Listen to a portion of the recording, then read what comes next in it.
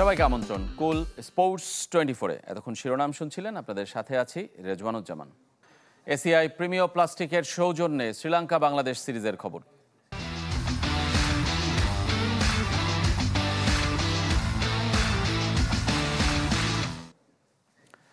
কাল বাংলাদেশের সিরিজ বাঁচানোর শেষ সুযোগ। দলের পারফরমেন্সে বিরক্ত কোচ ফিল সিমন্স নতুন করে শুরুর কথা বলেছেন।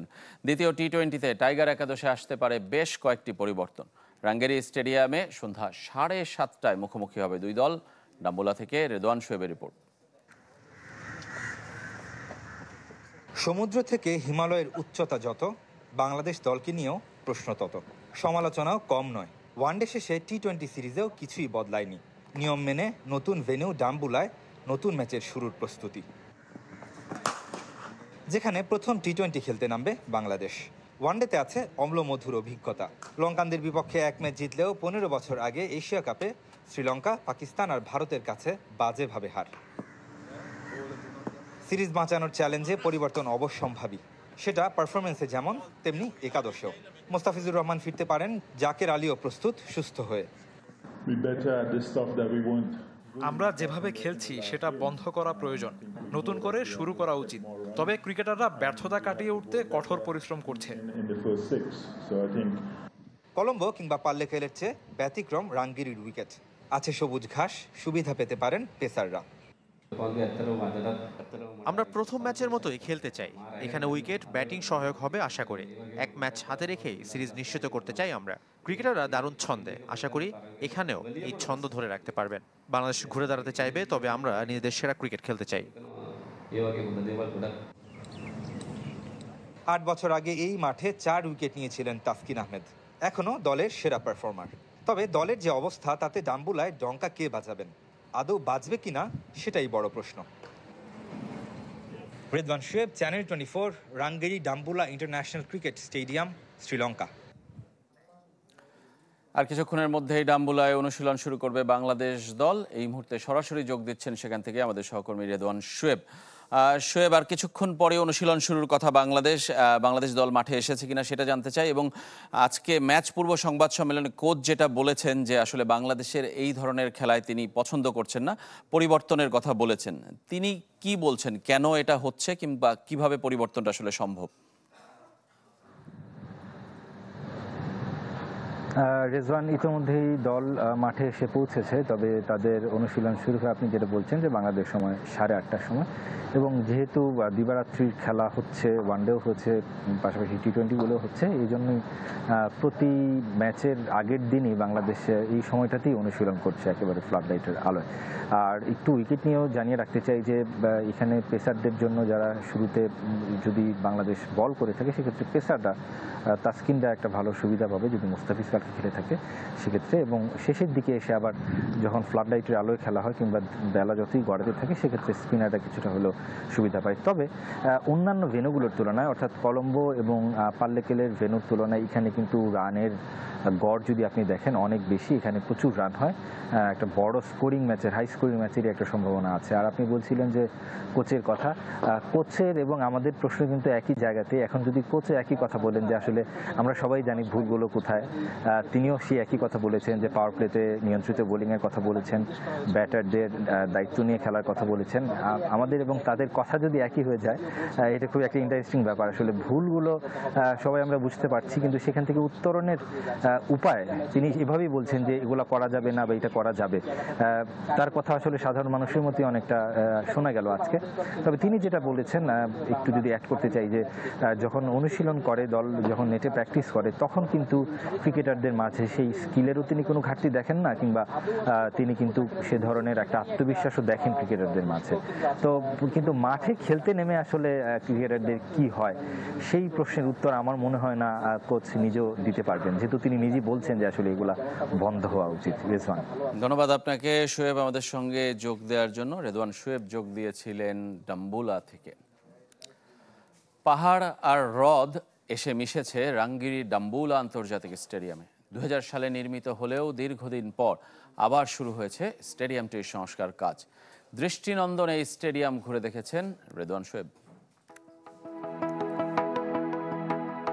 এক পাশে প্রাগৈতিহাসিক রাঙ্গিরি রক কাট কেভ টেম্পল, অন্য পাশে ইব্বাঙ্কাতুয়া লেক, মাঝে অনিন্দ সুন্দর ডাম্বুলা স্টেডিয়াম। ইব্বাঙ্কাতুয়া শব্দের অর্থ কচ্ছপের হাড়।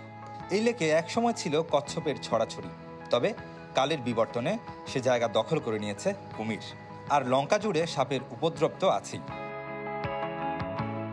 মূলত কেভ টেম্পলের 60 একর জায়গা ইজারা নিয়ে শ্রীলঙ্কা ক্রিকেট বোর্ড নির্মাণ করেছে এই ভেন্যু। সময় লেগেছে মাত্র 167 দিন। শুরুতে গ্যালারিতে চেয়ার না থাকায় আসন ছিল 30,000, পরবর্তীতে সিট বসানোয় তা কমে এসেছে 16,800-তে। আড়াই দশক পেরিয়ে আধুনিকতার ছোঁয়া লাগেনি স্টেডিয়ামটিতে। Dressing room, president box, press box, VIP gallery, এক ভবনে সবকিছু। তার ঠিক উল্টো দিকে চলছে সংস্কার। নির্মিত হচ্ছে নতুন প্রেস বক্স আর ওভারফ্লো। স্টেডিয়ামের বাকি অংশে একতলা গ্যালারি। খেলার মাঝে সমর্থকদের মাঠে প্রবেশের উদাহরণ নেই সভ্য লঙ্কায়। সেজন্যই হয়তো গ্যালারি থেকে মাঠ, নেই কোনো বাধার দেয়াল। মূলত ওয়ানডে ম্যাচ আয়োজন করে থাকে ডাম্বুলা। আগস্ট সেপ্টেম্বরে শ্রীলঙ্কায় বর্ষাকাল, নিয়মিত বৃষ্টি হয় কলম্বো, গলে, তাই বিকল্প ভেন্যু হিসেবে ব্যবহার হয় এটি। Redwan Shoaib, channel 24, Rangiri Dambulla international cricket stadium, Sri Lanka. ঢাকায় এশিয়ান ক্রিকেট কাউন্সিলের সভা থেকে নির্ধারণ হবে এশিয়া কাপের ভাগ্য। এদিকে প্রত্যাশার চেয়ে কম মূল্যে পাকিস্তান সিরিজের সম্প্রচার স্বত্ব বিক্রির নেপথ্যে বোর্ডের উদাসীনতা স্বীকার করে নিয়েছেন পরিচালক ইফতেখার রহমান।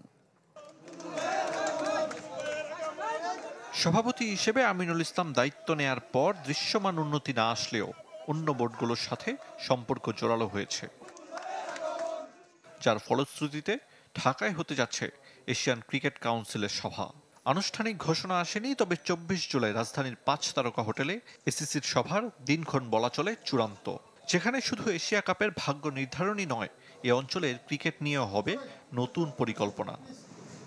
জানা গেছে পাকিস্তানের প্রতিনিধি দল সরাসরি উপস্থিত থাকবে, তবে অপেক্ষায় রেখেছে ভারতীয়রা, অনলাইনে অংশ নিতে পারে বিসিসিআই। এসিসির মিটিং এখন পর্যন্ত আগের সিচুয়েশনেই আছে। পাকিস্তান সিরিজের সম্প্রচার সত্ত্ব বিক্রির টেন্ডার নিয়ে নিজেদের উদাসীনতার কথা স্বীকার করেছে বিসিবি। অবশেষে বিক্রি হয়েছে সম্প্রচার সত্ত্ব। প্রতিষ্ঠানগুলোর অনাগ্রহের কারণে কম মূল্যে রাজি হয়েছে ক্রিকেট বোর্ড। বাজে পারফরম্যান্স আর আইকন ক্রিকেটারের অভাব তৈরি করেছে সংকট। অলমোস্ট আমাদের ফ্লোর প্রাইসের কাছাকাছি চলে গেছে, কিন্তু বিডিং হয়েছিল অনেক কম। এটা দোষ স্বীকার করে নিতেই হবে যে আমরা অ্যাকচুয়ালি টু লেট করে ফেলেছি এই পাকিস্তানের ইয়েতে। বিসিবি ও জাতীয় দল টিম ম্যানেজমেন্টের কার্যক্রমে সমন্বয়ের অভাব। কয়েক ঘন্টার ব্যবধানে বদলে যায় অধিনায়ক, একাদশ থেকে কখন কে বাদ, অনেক কিছুর সুস্পষ্ট ব্যাখ্যা নেই। এই প্রেসিডেন্ট আসার পরে আমরা যেটা করার চেষ্টা করতেছি ক্ল্যারিটি রাখার জন্য। ভুল হতে পারে, ভুল আমরা এখন পলিসি হচ্ছে যে ভুল অ্যাকনলেজ করে ফরওয়ার্ড করা। গ্লোবাল সুপার লিগে সাকিবের পারফরমেন্স যেমনই হোক, বোর্ডের অবস্থান বদলায়নি। এই অলরাউন্ডারের ফেরা অনেক যদি কিন্তুর উপর। সবসময় ডোর ইজ ওপেন। এখন এটা সিলেক্টর অ্যান্ড টিম ম্যানেজমেন্টের উপরে তারা কি চিন্তা করছে। কিন্তু আরিফুল ইসলাম, চ্যানেল 24, ঢাকা। ফুটবলের খবর জানাবো। কোচ হাভিয়ের কাব্রেরার উপরই আস্থা রাখছে বাংলাদেশ। আপাতত ভুল শুধরে দিচ্ছে ফুটবল ফেডারেশন। শনিবার জাতীয় দল ব্যবস্থাপনা কমিটির সভায় তাকে ঘিরে হয়েছে পরবর্তী উইন্ডোগুলোর পরিকল্পনা। এরই মধ্যে সেপ্টেম্বর উইন্ডোতে নেপালের সাথে বাংলাদেশের 2 ম্যাচ নিশ্চিত। তবে আরও কঠিন প্রতিপক্ষ খুঁজে পেয়েছে বাফুফে। গুঞ্জন আছে ভিয়েতনাম, কম্বোডিয়ার মতো দেশ এখন প্রীতি ম্যাচ খেলার অপেক্ষায়। যদি নেপাল ম্যাচ বাতিলে রাজি হয়, তাহলেই ভিন্ন প্রতিপক্ষের সাথে খেলবে কাব্রেরার দল। এছাড়া র্যাঙ্কিংয়ে উন্নতির জন্য 3 বছরের পরিকল্পনা হাতে নিচ্ছে বাফুফে।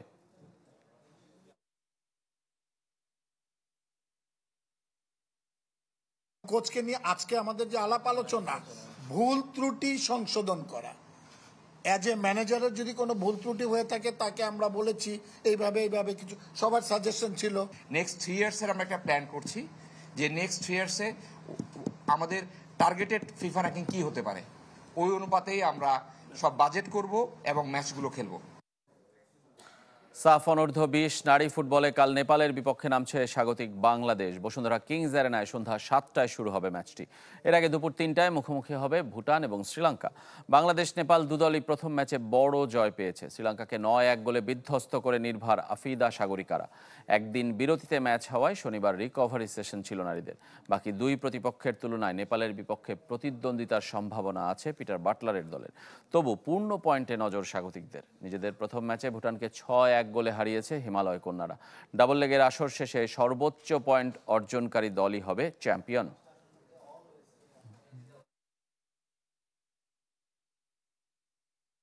নেক্সট ম্যাচে টার্গেট আমাদের উইন করা, যেভাবেই হোক এই টুর্নামেন্ট যেভাবে হোক আমাদের চ্যাম্পিয়ন ধরে রাখতে হবে ধারাবাহিকতা। তো ইনশাল্লাহ আমরা মাঠে নামবো জেতার জন্য। আমরা কোনো দলকে ছোট করে দেখছি না, আমরা প্রত্যেকটা দলকেই অনেক স্ট্রং ভাবছি এবং আমরা আমাদের সেরাটা দিয়ে চ্যাম্পিয়ন হওয়ার লক্ষ্যে এই টুর্নামেন্টে নামছি। শুধু ফুটবল নয়, অন্যান্য ডিসিপ্লিনেও আইডল হয়ে উঠেছেন হামজা চৌধুরী। বাংলাদেশ দলে তার সাফল্যে অনুপ্রাণিত হয়ে প্রবাসী শাটলাররাও আসতে শুরু করেছেন জাতীয় ব্যাডমিন্টনে। সাবেক জাতীয় চ্যাম্পিয়ন আয়মান ইবনে জামান এসেছেন এসএ গেমস লক্ষ্য করে।